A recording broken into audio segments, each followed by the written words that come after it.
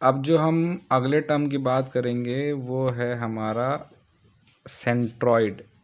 एक सेंट्रॉइड क्या होता है कि भाई हमने मीडियन के बारे में तो पता कर लिया कि मीडियन होता क्या है।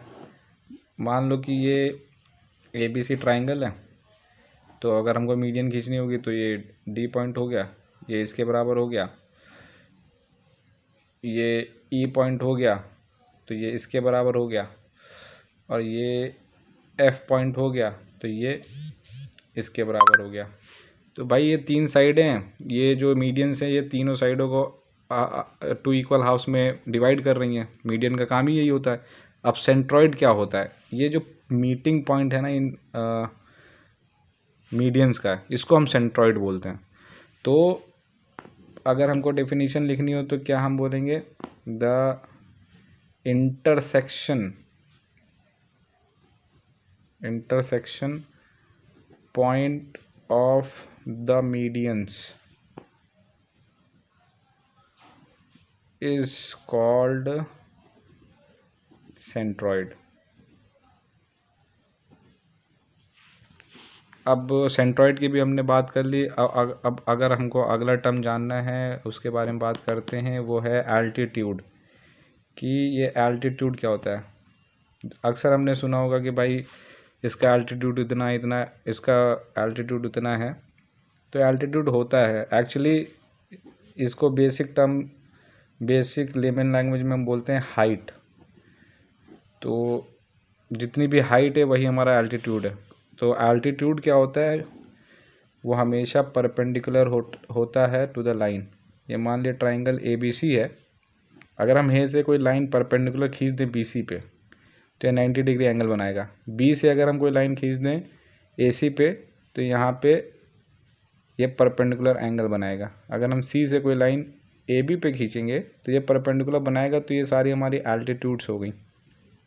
तो एल्टीट्यूड क्या होगा कि एनी लाइन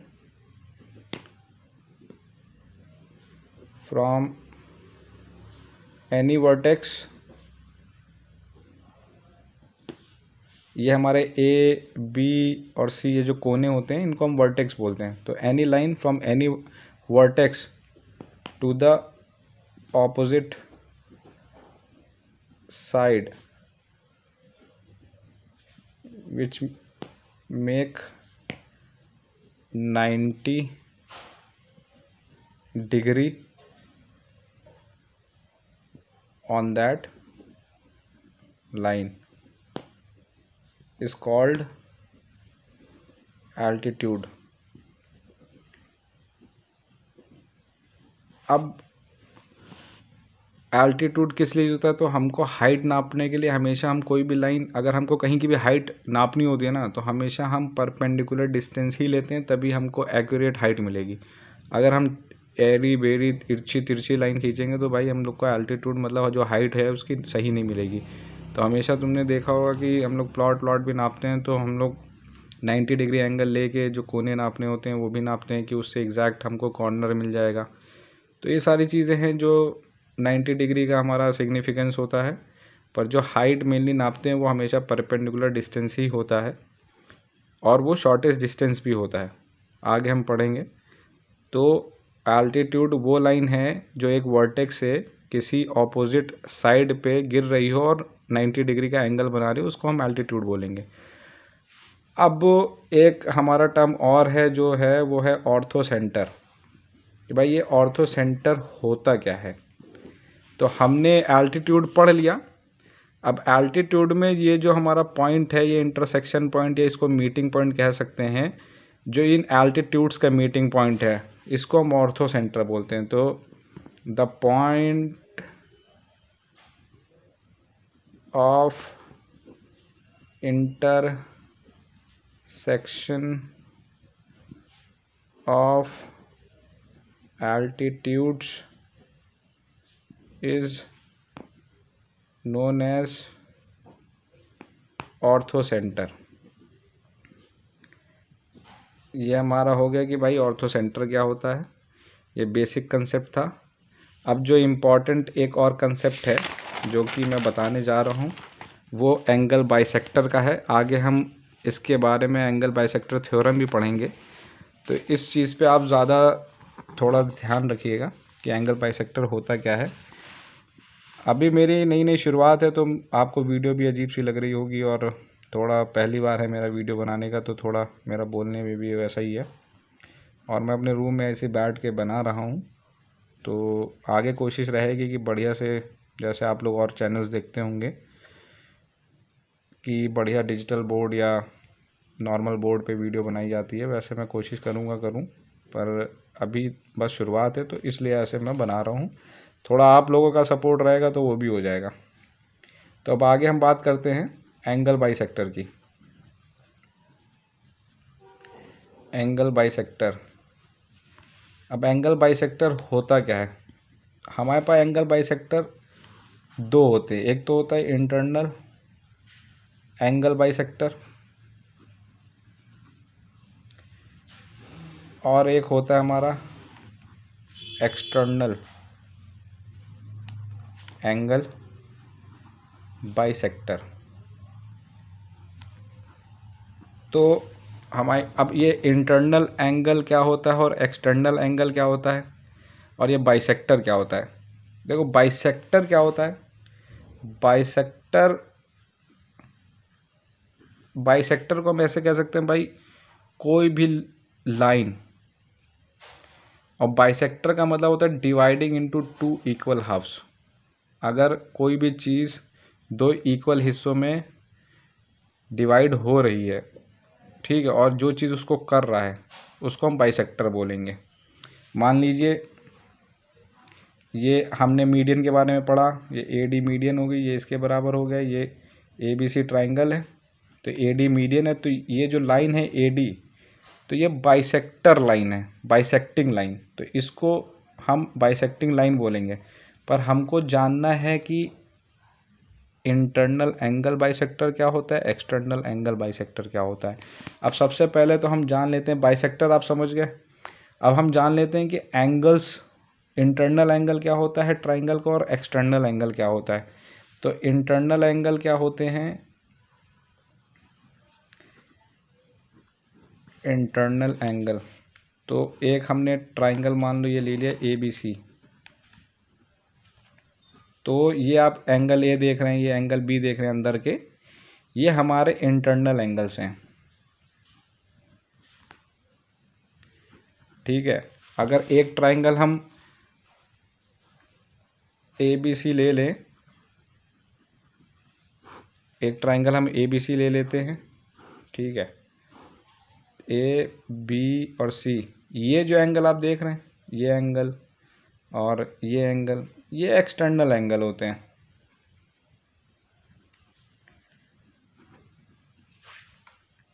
ये एक्सटर्नल एंगल होते हैं। अब इन्हीं के जो बाइसेक्टर्स होंगे उनको हम लोग बोलेंगे इंटरनल बाइसेक्टर और एक्सटर्नल बाइसेक्टर। तो हम पहले बात कर लेते हैं कि भाई इंटरनल बाइसेक्टर होता क्या है। तो हम इंटरनल बाइसेक्टर के बारे में जानते हैं। इंटरनल एंगल बाइसेक्टर, इसकी मैं पीडीएफ भी आपको पूरे पेजेस अच्छे से बना के दे दूंगा, तो आप नीचे डिस्क्रिप्शन में होगा, तो आपको डाउनलोड करना है तो आप डाउनलोड कर लेना।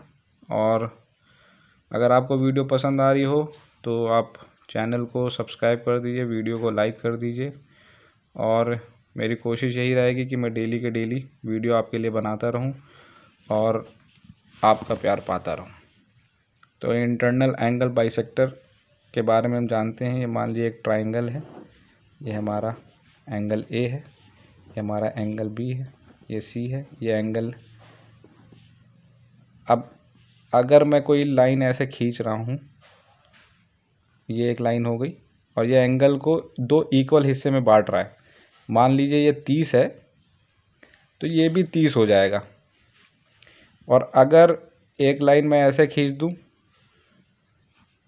तो अगर मान लो ये 35 है तो ये भी 35 हो जाएगा। ये टोटल 70 है। ये टोटल एंगल जो था ये 60 था, 60 डिग्री। ये टोटल जो था वो 70 था। तो दोनों बराबर हिस्सों में डिवाइड हो गए, तो 35 हो गया, 35 हो गया, 30 हो गया, ये 30 हो गया, और टोटल एंगल 60 था। अब मान लो एंगल सी जो था वो टोटल था हमारा 50। तो अब यहाँ से जो लाइन एक हमने बाइसेक्टर खींची, बाइसेक्टिंग लाइन, तो ये इसको 25 और 25 में डिवाइड कर देगा। तो ये हो गया हमारा इंटरनल बाइसेक्टर। और इस पॉइंट को, ये जो पॉइंट मिल रहा है, इसको हम बोलते हैं इन सेंटर। तो इन सेंटर क्या होता है, अगर डेफिनेशन हमको लिखनी हो इन सेंटर की, तो हम डेफिनेशन क्या लिखेंगे कि the point of intersection of internal angle bisector is called in centre. अब दूसरा एक्सटर्नल एंगल बाइसेक्टर है उसके बारे में बात कर लेते हैं। तो एक्सटर्नल एंगल बाइसेक्टर, तो एक्सटर्नल एंगल बाइसेक्टर मान लिए ट्राइंगल है ABC, A B और C। अगर हम B को अभी ऐसे बढ़ा दें और हम C को ऐसे बढ़ा दें, तो ये हमारा एक एंगल हो गया, एक हमारा एंगल ये हो गया। ये एक्सटर्नली है क्योंकि ट्राइंगल के अंदर नहीं है, तो इसको भी हम एक्सटर्नल एंगल बोलते हैं। और हम यहाँ से एक लाइन खींच दें, थोड़ा दिक्कत हो गई लाइन को, पर ये मान लीजिए 120 डिग्री टोटल एंगल था, तो ये 60 बचा और ये 60 बचा। और ये मान लिए 140 डिग्री एंगल पूरा था, ये पूरा एंगल 140 डिग्री था, तो इसके हाफ होने पे 70 बचा और ये 70 बचा। इस पॉइंट को भी हम इन सेंटर ही बोलते हैं, ऐसा नहीं है इसके लिए कोई अलग से नाम है, इसको भी हम इन सेंटर ही बोलते हैं। तो ये हमारा यहाँ पे जो बेसिक कंसेप्ट थे जो आज मुझे ट्राइंगल के बारे में पढ़ाने थे वो कंप्लीट हो गए हैं, और इसकी PDF मैं नीचे डिस्क्रिप्शन में डाल दूँगा, आप लोग वहाँ से डाउनलोड कर सकते हैं। और आप लोग से रिक्वेस्ट है कि आप इस चैनल को सब्सक्राइब करें, शेयर करें और लाइक करें। मेरी कोशिश रहेगी कि मैं वीडियो कल भी लेके आऊँ। तो अभी फिर चलते हैं और फिर कल मुलाकात होगी। कल इसके आगे मैं टॉपिक्स पढ़ाऊँगा। जो वीडियो होगी वो इस बारे में होगी, जो इसके थ्योरम हैं, जो इसकी प्रॉपर्टीज़ हैं, टाइप्स ऑफ ट्राइंगल्स हैं, जो उस टाइप्स के जो प्रॉपर्टीज़ हैं।